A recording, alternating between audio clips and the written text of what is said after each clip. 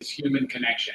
And one of the things you can get is that being anxious or being depressed or being afraid or being confused or being afraid or being scared or being scattered or being aimless or being tired or all the things that we think have something to do with mental illness are really just functions of the human condition.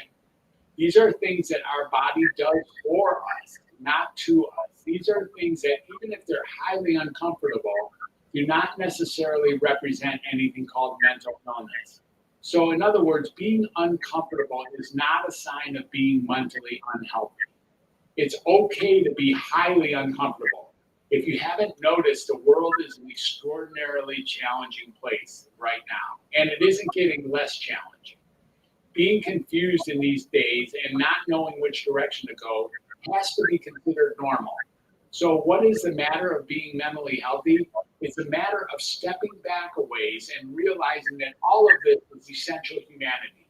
That all the experiences that you're having, including the ones that you're pretty sure are bad or wrong or ill or diseased or afflicted or affected or negative or sick or ill or whatever, they might not be ill at all. You see, mental illness is a very variable definition. I've been around the world and checked out mental illness in various corners of the planet, and it's entirely different in some areas than it is in others. This, of course, is not true with every medical condition. When you have a broken arm where you are, and you go to Singapore, you still have a broken arm. And when you go to like Ottawa, you still have a broken arm. In Reykjavik, still have a broken arm.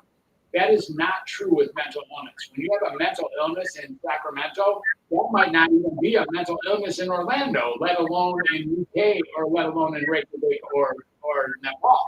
The idea here is that because it has a variable definition, humanity sort of defines it on the fly. It's really nebulous on the edges.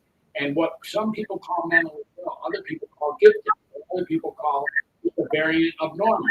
And because of that, because its definition is so variable, we don't even know what mentally healthy means.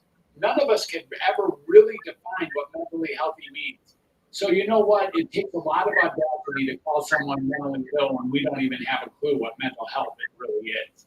And when you start looking at it that way, you just start getting, let's take a picture of the whole thing from over the top, from the observing, hovering, vantage point, and start seeing that all of this is true, and in some ways, none of it is true. The human experience is complicated, and what you're experiencing may not be mental illness after all.